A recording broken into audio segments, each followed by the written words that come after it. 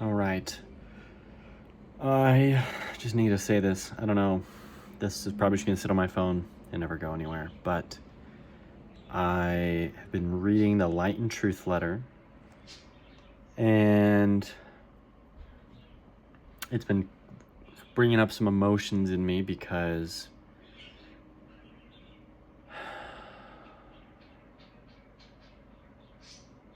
I stopped reading it in the shower. I just sat down, turned on some piano music, and I didn't cry. I just I felt really distraught because part of me really wants to find good and plausible reasons and good answers to the questions that I have.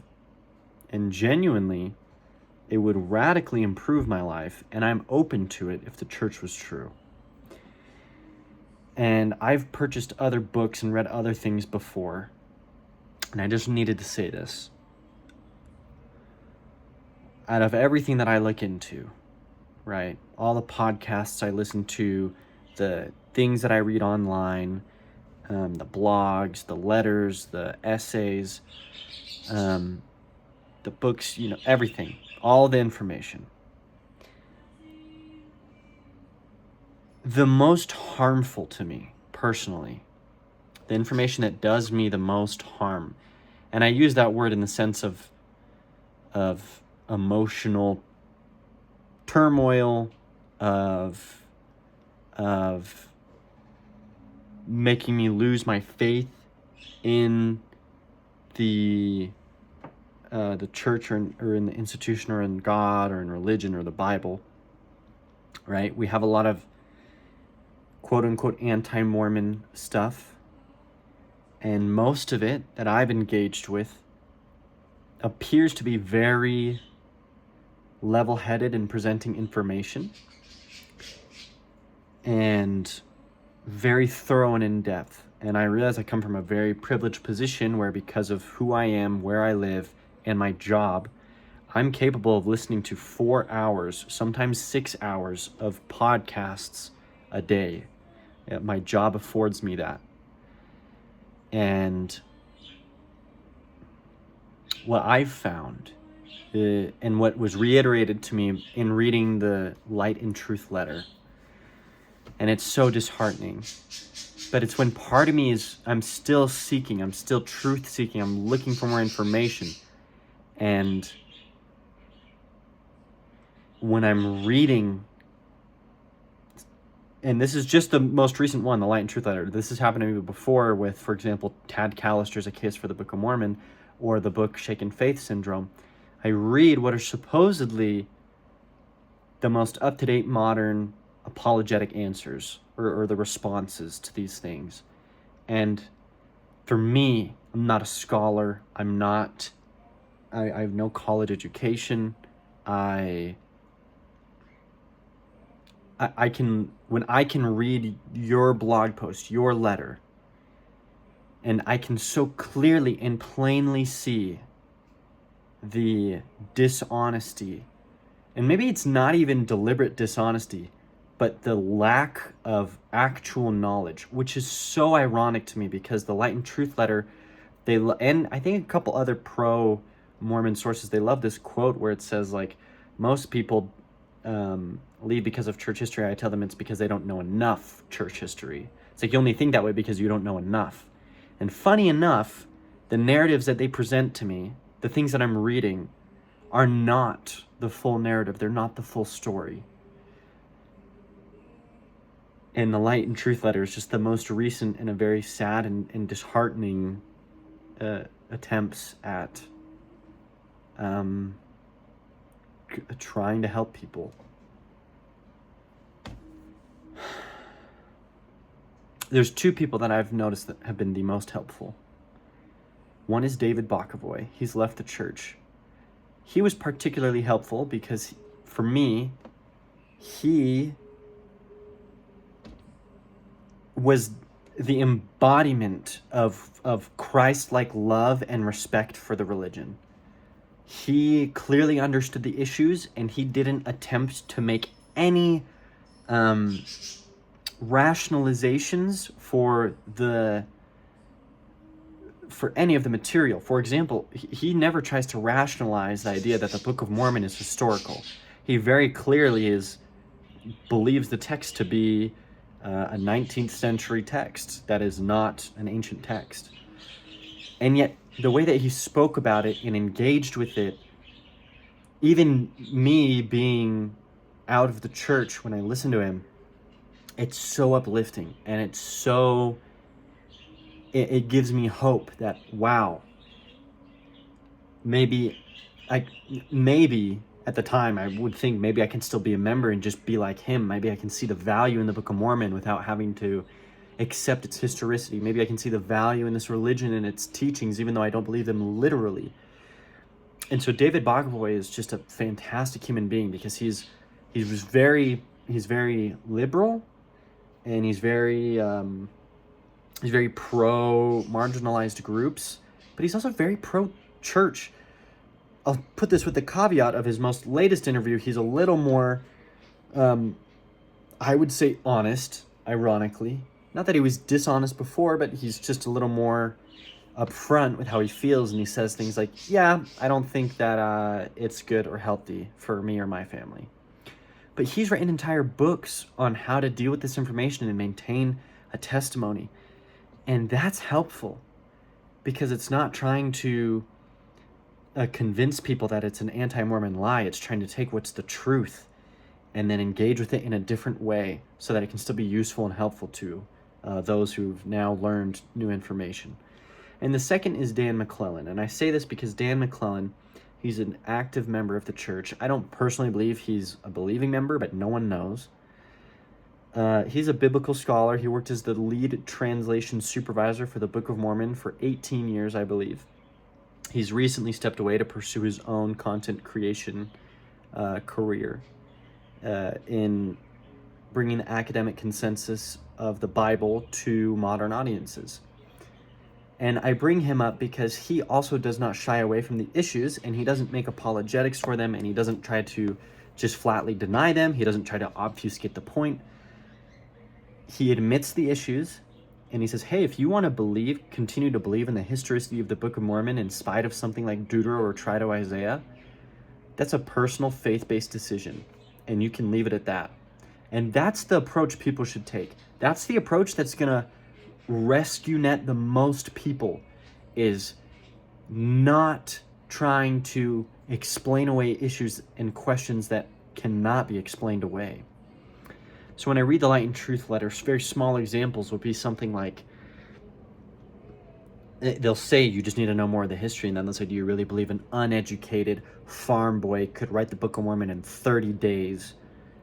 And just that statement, to me, illustrates such a lack of understanding of the context and the history and the truth. Because the truth is, Joseph's mother was a teacher, and they were poor. And it would make sense that if I'm too poor to send my kid to school, but I'm a teacher, I'm going to teach my kid. So it is very illogical in my perspective to say he was uneducated. And then they say in 30 days, that to me tells me that you are you're either purposefully obfuscating the point and trying to make it, you're setting up this idea. Yeah, who would disagree with that? It seems illogical, irrational. But he had 9 months. He didn't have 30 days. He claims to have done it in 30 days, but over the time frame of 9 months. And that's just what he claims. It could be more. It could be more. It couldn't be less. It could be more. And so when I hear that from the Light and Truth letter, it's so disheartening, because I'm like, okay, either you don't know as much as me, which is sad because I'm not a historian and I don't have a college level education. I do spend quite a bit of time researching this and looking into things and reading things from both sides and listening to things on both sides.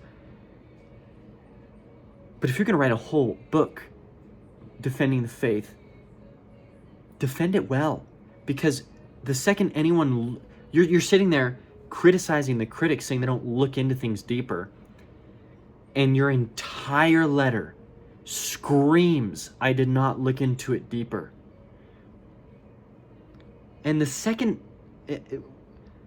truthfully, the thing that really upsets me is that if someone's struggling with their faith, which is a very vulnerable place to be in, it's a very scary place to be in, and for many different reasons that I'm not going to even get into in this video, but it is usually the worst event, the worst thing someone goes through in their life. And they're going to come across your letter, and they might feel good about your answers in the Truth and Light letter.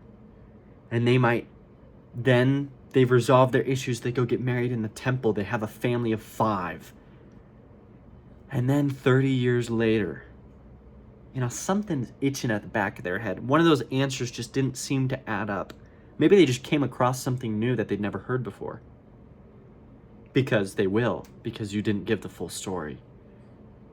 And suddenly, the betrayal and the fear and the hurt is amplified because now they've been in it longer. They've made significant life choices because of what they believed. And when they come across and they realize, wow, that Light and Truth letter really saved me, turns out that Light and Truth letter is super flawed and filled with issues. You are going to hurt that person significantly more. And that makes me so mad because they're already hurting.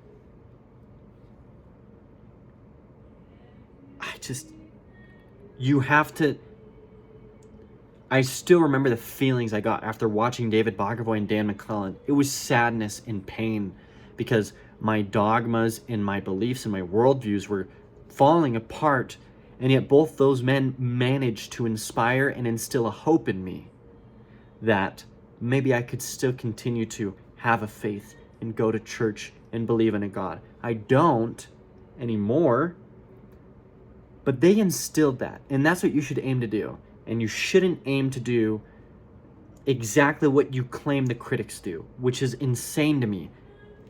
And so part of me, after reading it, I've only read maybe, I'm going to say, 1/6 of it.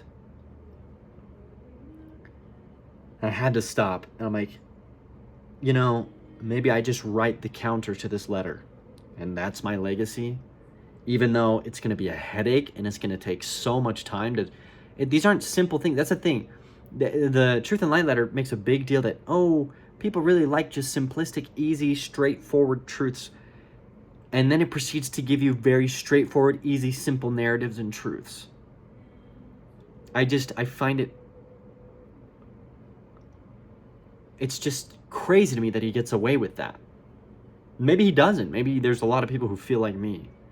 But, the truth is complicated.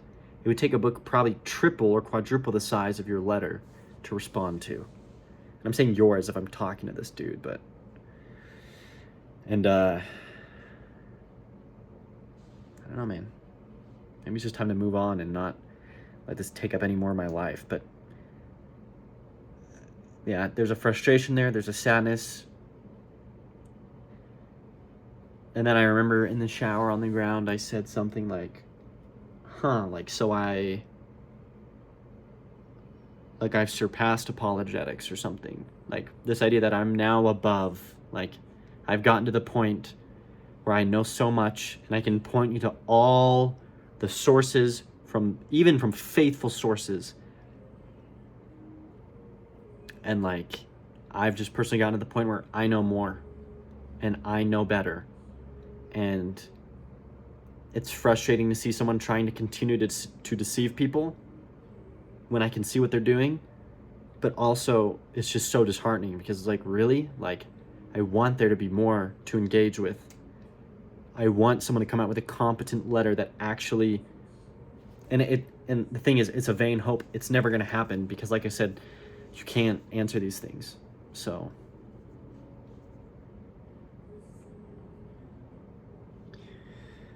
yeah. But yeah, I think it's a sad realization. And I felt that way with A Case for the Book of Mormon when I saw him using quotes that I saw the quote and I went, oh my gosh, he's using a quote from a court trial where it was a proven lie. And I believe it was from Oliver Cowdery.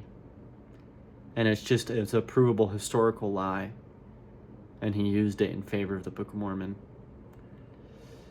And it's a lie because it's contradicted both by Oliver Cowdery's words, Emma's words, and Joseph's words in earlier documentation. It's regarding the translation process of the Book of Mormon. And when I can see that, when I can see, hey, whoa, that's wrong. I don't know, it's eye-opening. Okay, I gotta go.